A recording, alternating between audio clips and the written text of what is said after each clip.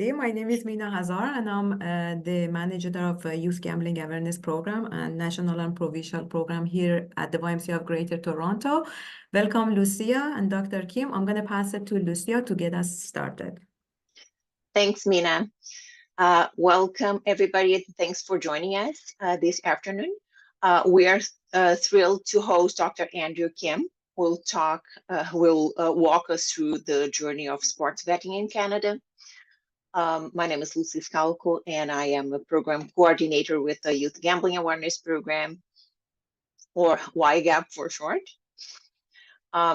We have here with Sally, who is a program coordinator with YGAP as well.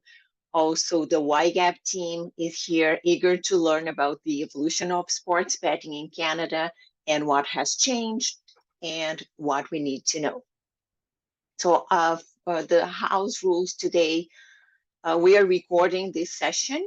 So we are going to send the link to everyone, as well as the slides. We are going to share the PDF with you. I would like to ask you, if you have any questions, you can type them in the chat, and we'll have a Q&A at the end of this session. And Dr. Andrew will try to answer as many questions as possible.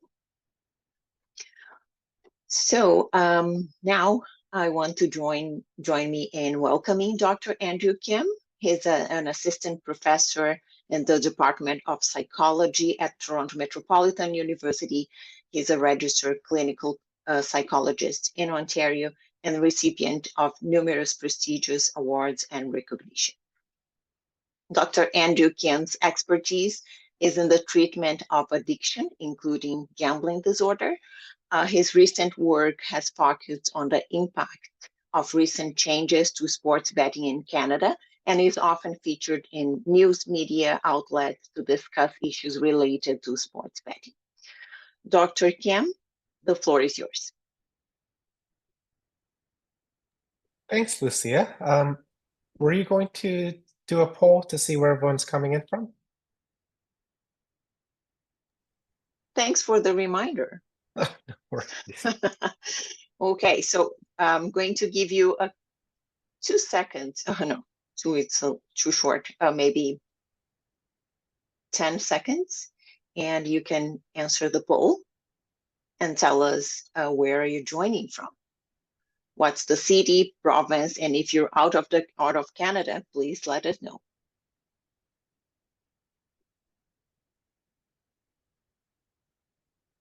I think I already saw one of the attendees coming from the US, Washington State. Awesome.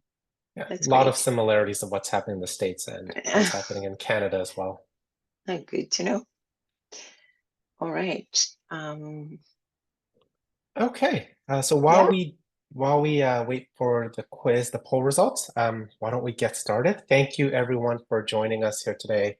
I'm really excited to be talking to you about sports betting, specifically what the vast changes that have occurred just in the past few years. And just a little backstory of how I got into sports betting. So I've been in the field of gambling. How long have I been? 15 years. I started out as a problem gambling counselor before going on to graduate school to complete my PhD in clinical psych. I did my master's with Dr. Michael Wall, who some of you may know. He's a world expert in responsible gambling. Dr. David Hodgins, an expert in gambling as well for treatment. And throughout my studies, I never really focused on sports betting. I just never found it that interesting, if I'm being 100% honest. But then things changed. First, I'm a huge sports fan. So I watch a lot of sports. The Leafs are my team. Watch basketball, watch baseball, watch soccer. And so I play sports. So sports is a big part of my life. So a few years ago, during the NHL playoffs, I just noticed that there were so many advertisements related to sports betting. And it was kind of in your face. And so I started to kind of ask myself, okay, why am I seeing all these advertisements before where there used to be very minimal advertisements for gambling? And then I would see advertisements for BetMGM. I'm like, wait, that's a US operator. It's not OLG. did a little bit of digging. I'm like, oh, wow, okay, so there is quite a few changes that have occurred. One was that Canada has now allowed single event betting to be legal, and Ontario opened its door to private operators. So OLG was no longer the sole provider of gambling, but now big corporations like BetMGM can come into the market in Ontario and legally offer sports betting. My thought is that other provinces will likely follow suit. And so it got me interested in asking the question, okay, so it sounds like sports betting, the product itself is changing, which we'll get a bit into that. And there's going to be increased in accessibility and availability of sports betting. So how is that going to impact the rates of sports betting and the potential harms that people may experience?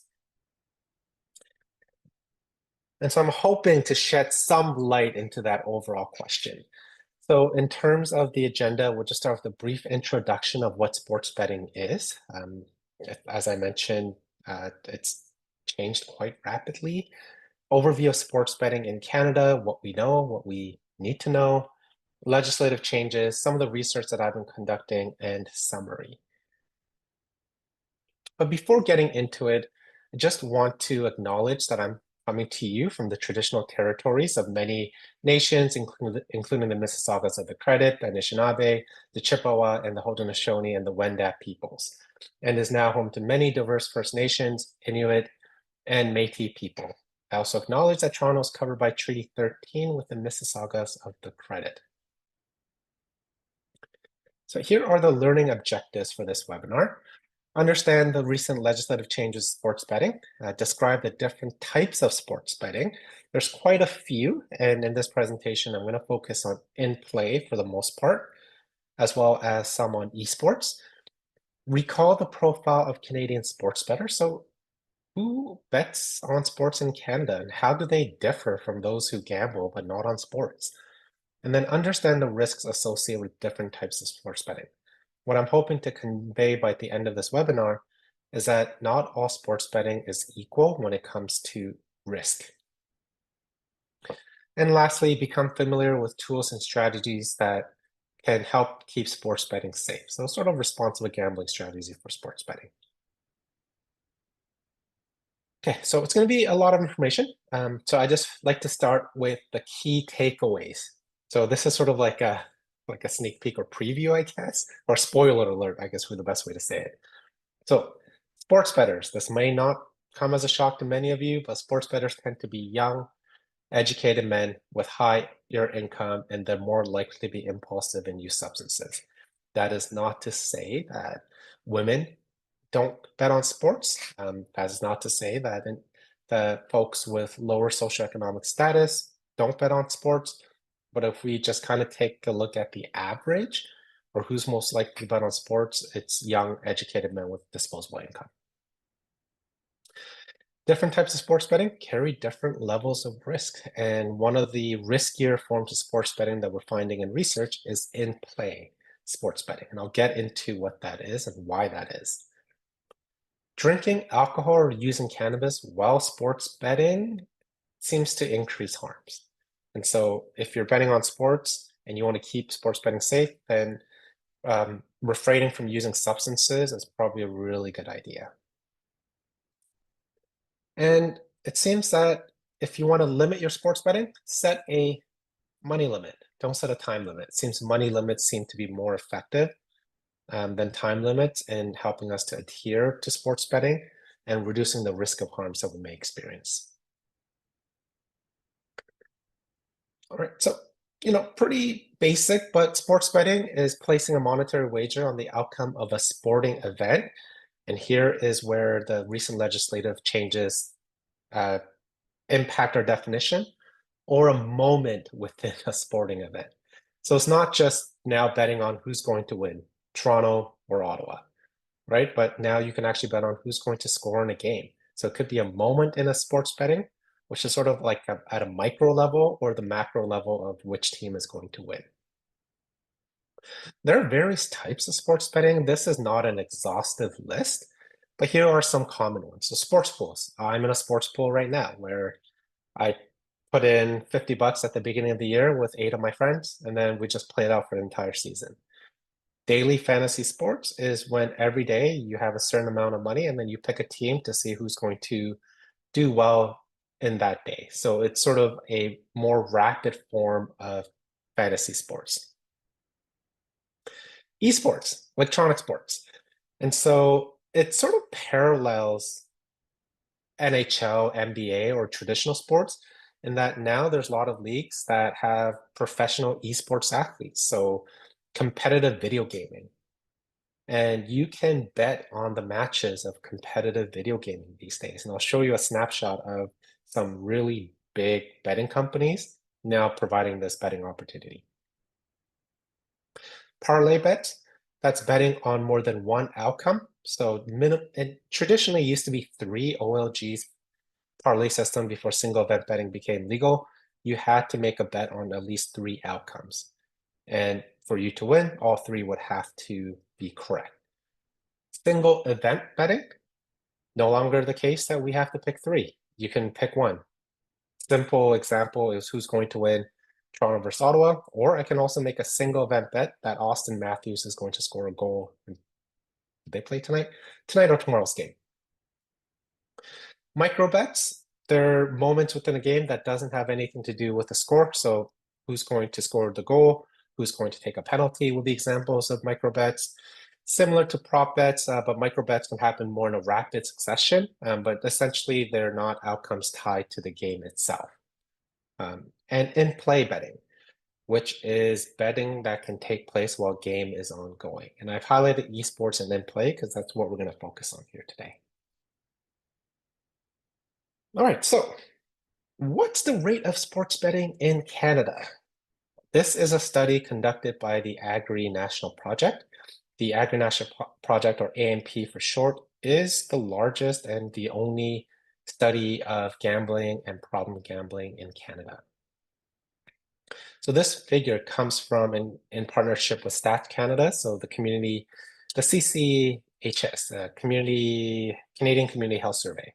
And so it is asking all Canadians, a representative sample. So this is a really good snapshot and estimate of how many Canadians bet on sports.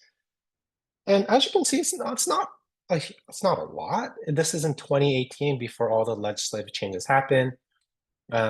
What you can notice, it ranges from 5.6 in Quebec and Newfoundland to 11.7 in Alberta, and Ontario is kind of in the middle, where 7.6% of Ontarians reported that they bet on sports in the past year. Give or take, think about 10% of Canadians that bet on sports. Okay. And then part of the ANP Agri National Project is we also did a panel study. So the study, this graph I showed you here was from the Stats Canada portion. And this is from an online panel. It's again surveying Canadians who bet regularly. And we wanted to look at, okay, so what do sports bettors look like compared to Canadians who gamble but not on sports? So in our sample of 10,000 Canadians, 18.1% said, yeah, about 1 in 5 said, yeah, I gambled on sports in the past year. And sports betting was related to age, sex, employment status. Again, that is going back to sports bettors tend to be younger. They tend to self-identify as men and more likely to be employed. They also have increased problem gambling and harms, and they report greater mental health and increased substance use, and they tend to be more impulsive. So that's the key takeaway point 1. So that's what Canadian sports bettors tend to look like compared to Canadians who gamble but not on sports. This is some of the things I want to highlight. So remember, this sample, there consists of adults who gamble regularly, which we defined as once a month for the past 12 months, and not just on lottery. So it's not just the Canadians who buy a lottery ticket once a month, they have to gamble in other forms. And what we can see here is that compared to Canadians who gamble but not on sports, sports bettors, about half, so 40% reported problem gambling. So they would meet that cutoff on the PGSI, which is a fairly high number compared to Canadians who gamble but not on sports. And more than half reported experiencing some harms as a result of their gambling, whether it's financial harms, whether it's social harms, work harms. And this is in comparison to 20%. So you can see these fairly large differences in terms of problem gambling and harms faced by sports bettors and non-sports bettors. You might be asking, well, did you look at to see whether sports bettors generally tend to gamble more? Very good question. And yes, we did. And yes, they do. But even when we control for other forms of gambling, it seems sports bettors tend to experience more harms. And in comparison to mental health and substance use, what we see is that sports bettors tend to report greater rates of mental health difficulties and increased substance use compared to Canadians who gamble but not on sports. What is striking though, what really comes out is SUD stands for substance use disorder. 1 in 5 sports bettors reported or met the cutoff for experiencing problematic substance use, whether that's alcohol or cannabis, compared to just 1 in 20. So again, a pretty significant difference. And you can see the rates of substance use being higher for sports bettors among compared to non-sports bettors. Okay, so that was just like a snapshot of Canadian sports bettors prior to the legislative changes. And that's important. And next year, I can actually share data of has that changed, because we're currently running the second iteration of the Agri-National Project. And so we're collecting data now, and we can compare and see, has the rates of sports betting changed since the legislative changes? Do we see a spike in Ontario, given it's the only province that has allowed private operators? And has the profile of Canadian sports bettor changed? Or do they look the same? And so in the next couple of months, I'll have that data, which will be exciting to kind of compare to see what Canadian sports bettors look like prior to legislation, and what do they look like now? And do we see an increase? So what have been the legislative changes? Well, one of the big ones is Bill C-218, which legalized single event betting. One of the key here that happened is that they did not specify whether the single event betting had to be at the macro level or the micro level. Meaning that at the macro level, then single event betting could occur, but you can only bet on the outcome of a match. So I can just bet on whether team A is going to beat team B. But this legislation did not specify that. Meaning single event could refer to really anything. It could refer to a moment in a game. Who's going to hit a home run? Who's going to catch the next fly ball? Who's going to score the next goal? And that really opened the door for in-play betting. My colleague, Dr. Luke Clark, says that's sort of the Trojan horse that allowed in-play betting to be a legal type of sports betting product that is offered in Canada. And the other big change that has occurred is in April of 2022, OLG, or the Ontario Lottery Corporation, no longer became the sole gambling provider in Ontario. Now, any company can apply for a license in Ontario for $100,000. And if obviously going through the process, they can be permitted to offer legal sports betting products. I think the last time I checked, which was about less than a year ago, there were 40-ish gambling operators that are legally offering gambling products in Ontario. And what happens is that the gambling operators, the private companies, would give a portion of the profits back to Ontario. So an implication of that, and this is how I kind of got into sports betting, is there's been a proliferation of gambling related advertisements. There's been some recent regulations that have, banned athletes from advertising sports betting, not responsible gambling, but sports betting. And there's been some ongoing discussions of how can we further limit the number of advertisements, or the type of advertisements that Canadians are seeing. And so this is one of the research areas that I'm really interested in, is what's the impact of seeing all these advertisements And not just advertisements, but hockey heroes, Connor McDavid, Wayne Gretzky, Austin Matthews, Mitch Marner. What impact is that going to have on increasing rates of sports betting, especially among vulnerable populations like youth and emerging adults, and those that have already vulnerabilities to problem gambling? Again, in a couple of months, I will have that data because we've just finished our baseline data collection to look at the impact of advertisements. And this seems to be working in terms of increasing rates of sports betting. I've had journalists ask or say they've been trying to get information on what the changes have been. So Ontario has released numbers of, they call it wagers and gaming revenue, but essentially how many Ontarians or how much Ontarians are betting on sports. They haven't really released what the percentage change has been pre-legalization or liberalization of sports betting till now, but there are some indicators that it's increasing. So here's one.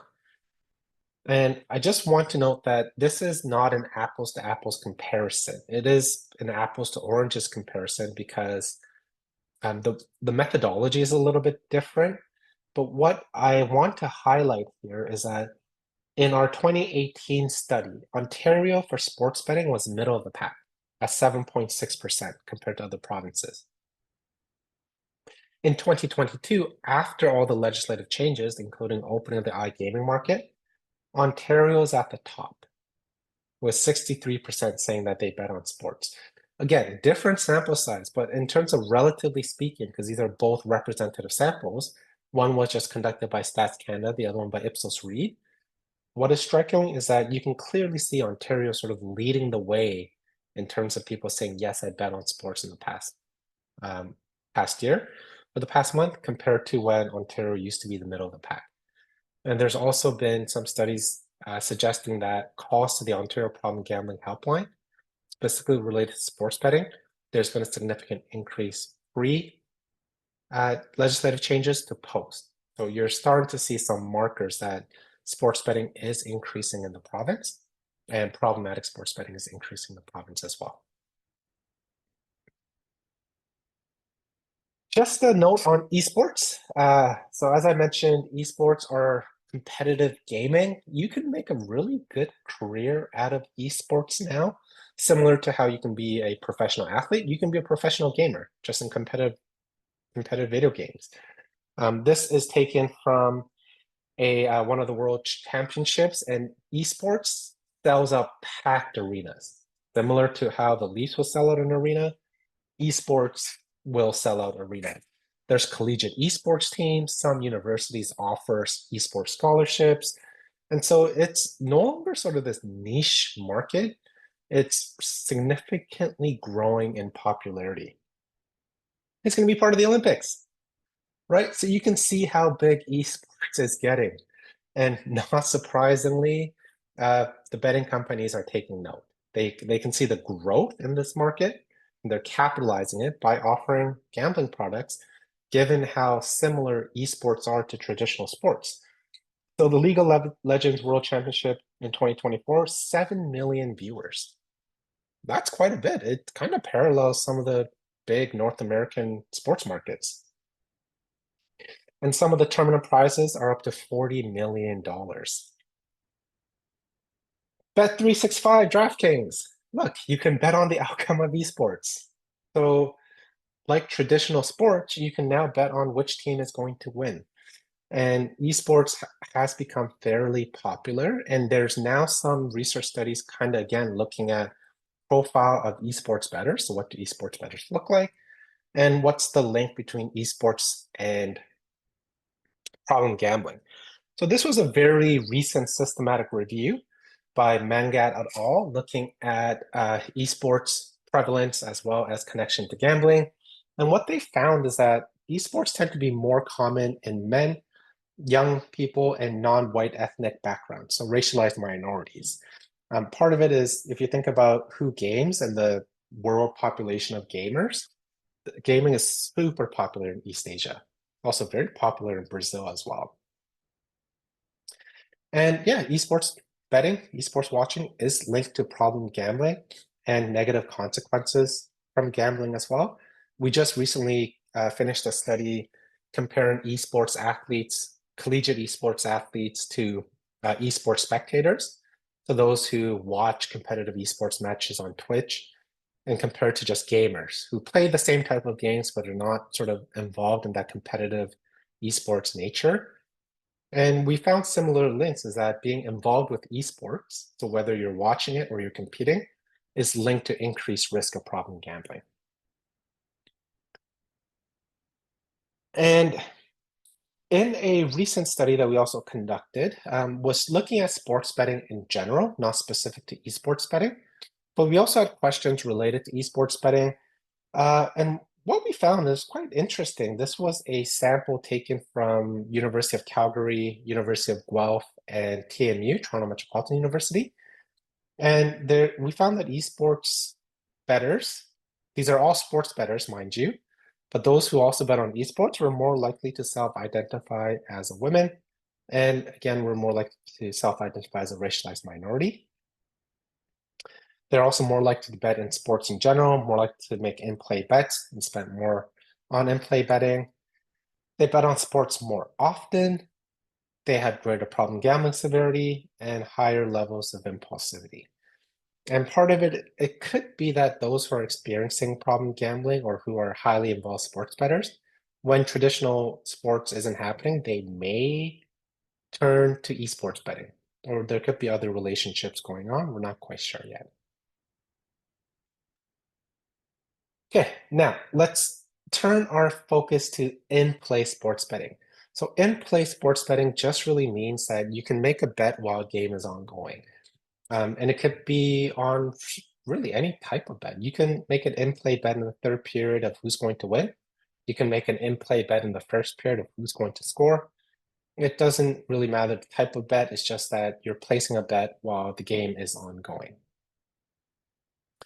And why I'm talking about in-play betting is that the structural characteristics of in-play betting has been argued to be mimicking same structural characteristics of slot machines. So in-play betting has been argued to be the slot machine of sports betting. And why is that?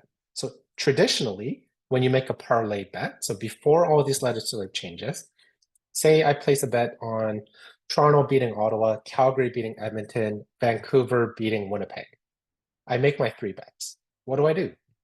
Well, I now have to sit and wait till the game's finish. I place my bets, I gotta wait, I see, okay, Toronto won, great. And then Montreal won, great. And then I have to wait again to see whether Vancouver's gonna beat Winnipeg. It takes 6 hours. It's kind of like a lottery ticket, right? You pick your numbers, you wait and see if you're a winner. But with in-play betting, if I bet who's going to score the next goal, and that doesn't happen, guess what? I can make another bet immediately. So the latency, or how quickly I can make one bet after the next and then play betting, is fairly rapid.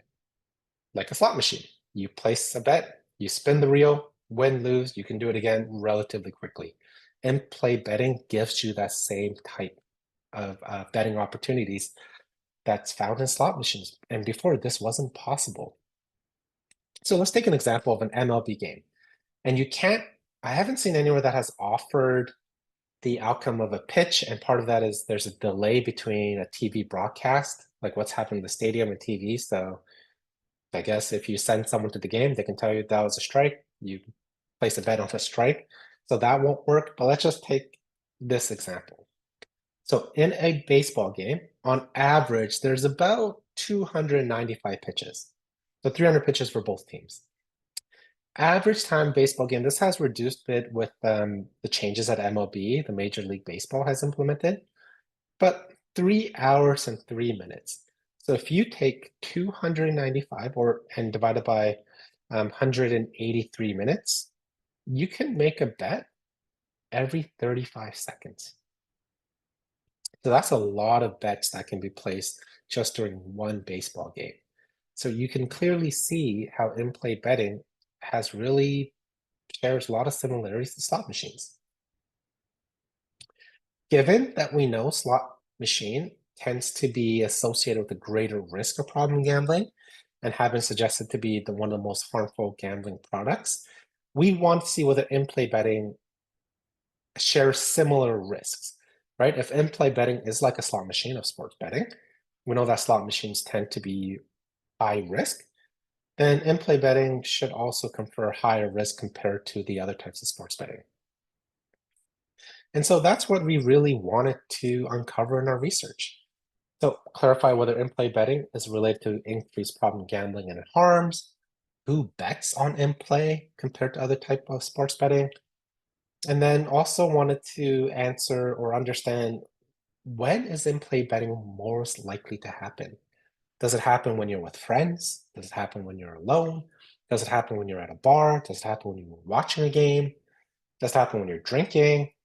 And then also, okay, what do people do to try to keep their in-play betting safe, and does it work? So in our study one was characteristics of in-play bettors. This was a study of 920 Ontarian adults who placed a sports bet in the past 3 months. And we collected this data in May 22, so just right after all these legislative changes that have occurred. And based on their betting habits in the past 3 months, we were able to identify 3 groups. In-play bettors, these were Ontarian adults who said, yep, in the past 3 months, I placed an in-play bet. Single event, where they said, yep, I placed the outcome of a bet, a single event, whether it's team A beating team B or who's scoring the next goal, but I placed this bet prior to the game happening. So it wasn't in play, it just happened pre-match. And then traditional bettors, those were the good old folks that stuck with the OLG model of parlay betting. I'm going to pick 3 to 12 outcomes, and then let's see what happens. Online survey, we asked demographic characteristics, age, self-identified gender, psychological vulnerabilities, mental health, impulsivity, emotion dysregulation, substance use, problem gambling and harms, as well as motives to try to understand, what motivates you to bet on sports. So we're seeing this pop up quite a bit, right? So in-play bettors were younger than both single event and traditional bettors. They're more likely to self-identify as a man and more likely to self-identify as South Asian, so racialized minority. In-play bettors also reported more childhood trauma. They reported more emotion-driven impulsivity. So being more impulsive when we're feeling low or feeling good, had more difficulties being able to regulate their emotional experiences, and reported greater mental health difficulties. So a lot of the vulnerabilities that we see in problem gambling in general, we're also seeing in in-play bettors.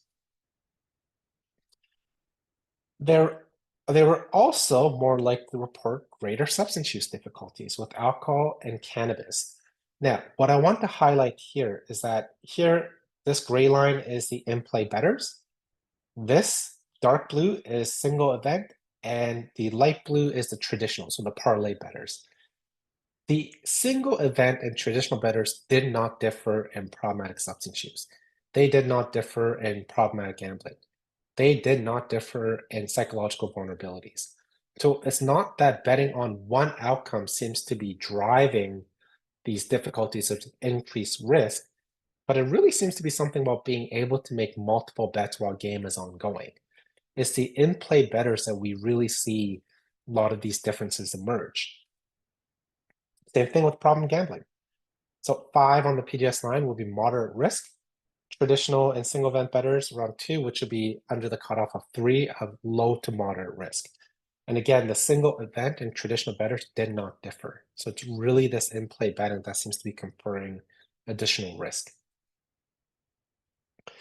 In-play bettors, just generally not surprising if they are experiencing greater problem gambling, if they're experiencing greater substance use, greater psychosocial vulnerabilities. They also reported greater gambling-related harms in all domains related to relationship, related to money, related to physical and mental health, and related to difficulties in work. They also tend to be more involved sports bettors, so they reported betting for sports more for fun, interest in the sports, knowledge of the game. So they're just highly motivated and highly engaged sports bettors, it seems. So in summary, in-play sports betting is associated with greater problem gambling and related harm. So I'm using the term associated because this was a cross-sectional study, meaning we only assess this in one time point. We don't know if people that are experiencing problem gambling are driven to in-play betting because of the structural characteristics, or if in-play betting is driving people to problem gambling. And some of the research that I'm doing now is helping to tease apart that relationship. So really try to understand, is it people with problem gambling that are just driven to it, or is in-play betting really risky? And should have the data soon as well. And with in-play betting, those who make in-play bets, again, have greater psychosocial vulnerabilities, more childhood trauma, more difficulties regulating emotions, more mental health difficulties. So situational factors and in-play betting. So what are the settings? What are the opportunities that make in-play betting more likely to happen? So for this study, we actually invited the 220 or so in-play bettors from the study I just described and asked if they wanted to complete what we call a daily diary study, where we'll ask you brief surveys twice a day for 14 days, just asking about your in-play betting behavior. And of the 220, we had 84 sign up. And they completed brief surveys, one at 10 p.m., and that was to capture the games that happen at 7 p.m. Eastern time. And then another survey in the morning to capture the games that occurred from 10 p.m. to 1 a.m., so the Pacific time. 2 surveys, we asked them about, did you make an in-play bet? Why did you make an in-play bet if you did? Did you experience any harms? And what were you doing? Where were you? Were you watching the game? Were you drinking? Were you with friends? Were you at a bar, etc.?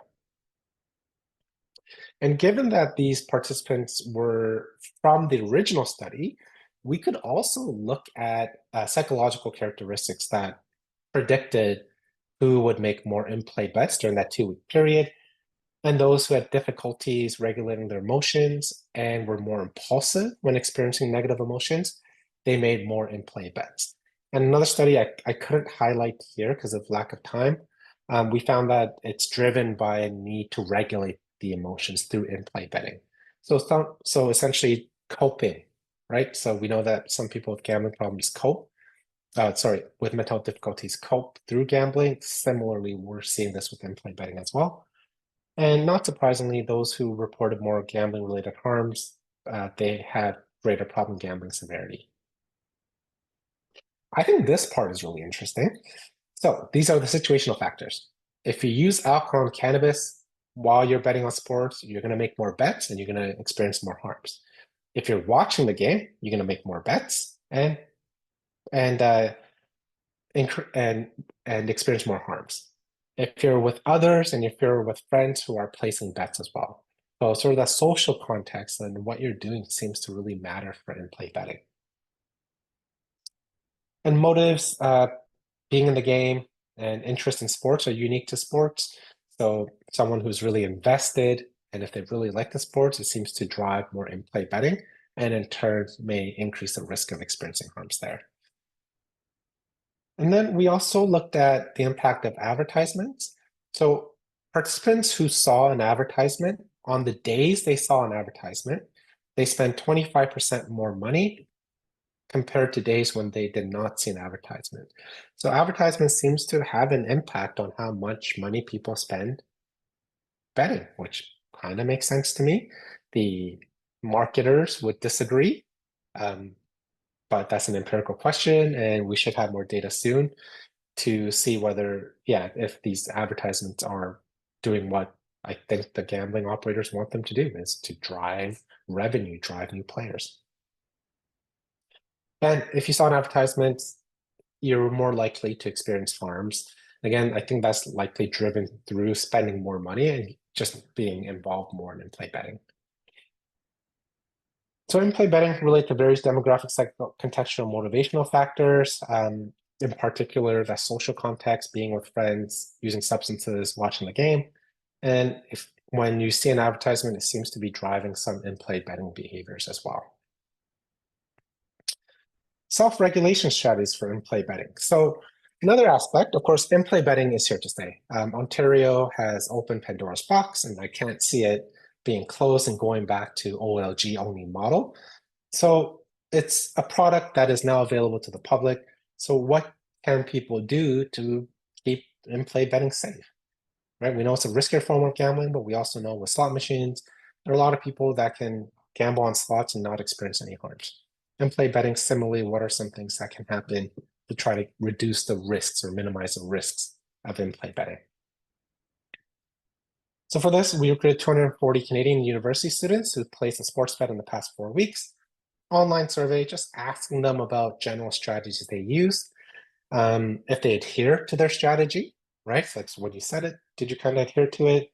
And then also other factors. So most set spending limits. And again, as a spoiler, that's kind of a good thing. And we'll get into the reason why. So more about 70% set a spending limit, 20% kind of took a timeout, and then just a few folks use self-exclusion, psychoeducation, etc. In the past 4 weeks, how often did you set a spending limit? So, I mean, not that many set it frequently or always, about 40%. Most don't set it or say they set it occasionally. And when we ask them why, so what kind of motivates you? And it's sort of to, again, avoid some of the financial risks and harms, right? So try to keep that problem gambling to a safe level or gambling to a safe level. The good news is that although people don't often set limits, when they do, they seem to be able to stick to them, right? So if I say I'm going to set $50, that's all I'm going to spend. And if I do that, even though I don't do it often, but when I do, it seems I can stick to it. And those who did not adhere to the predetermined spending limit, so those that said, yeah, I set a limit, but I kind of went over it, they reported greater problem gambling, makes sense, greater impulsivity, and lower self-regulation capacity, which kind of all makes sense if you think about it. And then, yeah, greater problem gambling severity was related to lower likelihood of adhering to one's predetermined spending limit. So next study, we kind of went back to our daily diary study because we had questions related to self-regulation, and this time we can actually look at, okay, what's the impact of that on that day? If they set a limit on that day, do they spend less? Do they make less bets? Do they reduce less harms? And here, again, what we see is that most people set a money limit. So they tend to limit the amount of money they'll bet on sports rather than a time limit, which is good because what we found is that in the daily diary study, that if you set a money limit, you're less likely to experience harms and you're less likely to make more bets. So if you set a time limit, you're more likely to spend more money on in-play bets and you report greater gambling harms. Now, when I was thinking about this, why could this be the case? And I thought, okay, well, if I'm going to set a time limit, what's the natural time limit I'm going to be setting? Well, maybe it's till the game finishes, right? But within that 3-hour period when a game happens, you can make a lot of bets and you can end up spending a lot of money. Whereas if you set a money limit of $50, doesn't matter how long the game takes, right? That's the limit you set and you can kind of stick to it. If you set a time limit, you're likely going to set it to when the game happens. And that's just essentially giving you an entire opportunity to bet on sports. So key summary, spending limits seems to be an often used strategy, and good news is that seems to be more effective than setting a time limit. But we also need to understand for whom and under what circumstances that setting various self-limiting strategies may be more helpful.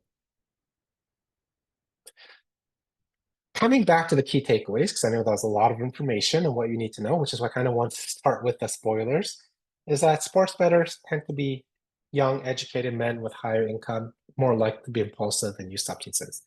I would again like to iterate, that doesn't mean that women or people of older ages don't bet on sports as well. Interestingly enough, we're actually seeing a rise in individuals that self-identify as women bet more on sports, right? Because I think part of it is that sports betting has become more approachable, especially with a single event betting. Different type of sports betting carry different levels of risk. For example, in-play betting, there seems to be some evidence that are coming out suggesting that in-play betting, yes, is a particularly risky form of sports betting. And if you use substances while you bet on sports, it seems to increase the harms. And if you set a money limit, it seems to be more effective than setting a time limit. And thank you very much. I'm happy to answer any and all questions. Thank you so much, Dr. Andrew. This was very good presentation. I have a question. So if anybody else has questions, please type in the chat, and we are going to tell Dr. Andrew. So I recently read two articles, one from the US where they were analyzing Google Trends and found out that the number of research on problem gambling support or problem gambling support groups or treatments rise since, I don't recall exactly the date, but it was pretty recent, even either from 2023 or 2024. I'm not sure. And another one from the UK. They were, the National Health Service were saying they noticed an increase of 100% in number of problem gamblers being treated within their health system. And you mentioned that the costs associated with this treatment also increased in Canada or in Ontario. So do you have any numbers? Do you know how big it is? No, we don't have numbers, but we will, when we have the data we're rerunning the national study of problem gambling in Canada. Mm-hmm. And so the nice thing about that is that we collected the first version of that prior to all these changes. This year, we're going to have data after all these changes. Mm-hmm. And so in a couple of months, we'll be able to have more definitive data on what that increase, if any, I shouldn't say there will be an increase. My thought is there is, but it's a research question, right? Like I won't know until I get the data and I can analyze it. Yeah. We should have that data to see, okay, what has the impact been? I'm going to guess that there's going to be a rise in sports betting in Canada in general, Mm-hmm. but we're going to see a sharper rise in Ontario, which we can attribute to the iGaming market. Mm-hmm. So overall increase, but Ontario with the sharpest increase. Yeah, I believe it's a worldwide trend, right? Yeah, so I see some questions here. In your opinion, do you believe that reframing sports gambling as public health issue would help reduce the amount of problem gamblers? I am a university student doing some work on this topic, and I'm curious about people opinions and potential sources that could be useful. Yeah, so that's a really good question. And I think just in general, framing gambling as a public health concern and framing gambling as a mental health concern is going to be helpful. I think there might still be this notion that gambling may not be as harmful as alcohol or cannabis, or may not be a real addiction because you're not taking anything in. But there's a lot of evidence to show that gambling is much as an addiction as same with alcohol and cannabis. So absolutely framing it as a public health concern, whether it's gambling or sports betting, is going to be important. The thing with sports betting is that sports is so normalized in our society, right? It's a huge aspect for a lot of people, not everyone, but it's a huge aspect for a lot of people. And when you see all these advertisements for sports betting advertisements, you're seeing your heroes or role models, current athletes, past athletes, celebrities on these advertisements. I think it normalizes sports betting. And a lot of the advertisements show sports betting as this fun, exciting activity that's low risk. So I think there's part of this normalization that is happening that these advertisements, I think, are playing a role. Thank you. So I just wanted to confirm the stats that a higher proportion of females bet on esports than males. Did I misinterpret it? No, that was one study, so don't put too much stock in that.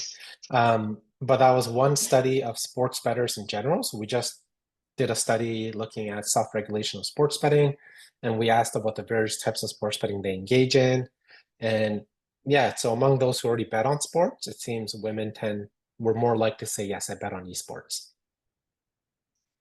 But again, one small study of university students in wow. So don't put too much stock in that. Interestingly, though, the data that we're collecting now on advertisements, we actually also asked about different types of sports betting that people do, and betting on women's sports tend to be on the rise. We had a significant number of people said they bet on women's sports. Now, I didn't delve too much into data. My guess is a lot of that's going to be the WNBA with the Caitlin Clark effect and how popular it's become. But I'd be interesting to see how the different types and the various leagues people are betting on. We'll have more esports data soon. Thank you. Okay, so another person is asking, please could you speak to South Asians being a vulnerable population for sports betting? Do you know which age group or a language group?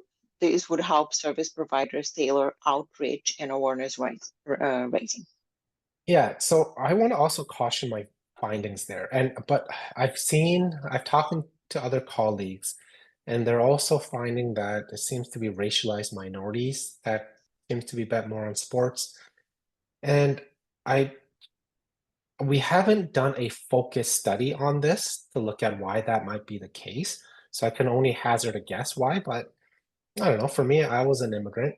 I was much younger when I came to Canada, but I remember sports being a way to connect with like kids my age, right? That's how I got into to Leafs and loving hockey, coming from Korea where hockey wasn't a thing. So I wonder if sports betting is a way for people to connect, especially if we think it's young men who are highly educated with disposable income, going to a bar to watch a game with friends, or talking about the Leafs, talking about the Raptors. Like I do wonder if it's a way for people to sort of connect with the culture. And given how sports betting is on the increase, that might have part of it. And remember, they're more likely to bet on sports. They're not more likely to experience harms. So we're not saying they're more problem gamblers, just they seem to be more likely to bet on in-play sports. So it'd be really interesting to do focus groups, reach out to communities and see, is it common, and what sort of driving racialized minorities to bet more on sports. For me personally, if I was thinking about it, I mean, it might be I would do it as a social connection, connect with others, but that might not be the case. It could also be that they come from cultures where substance use, alcohol, and cannabis is prohibited, but here is this gambling thing that everyone seems to be doing it. I see it on TV all the time. That could be it too. So it will be interesting to better understand the motives behind. Yeah, good point. All right. Someone else is asking, I'm a manager Indigenous relationships, and I'm interested any thoughts pertaining culture that have gambling as a culture activity / pastime and past traditions, and how that impact well-being in remote and urban spaces for Indigenous individuals regarding traditional versus contemporary influences, especially for young adults or youth.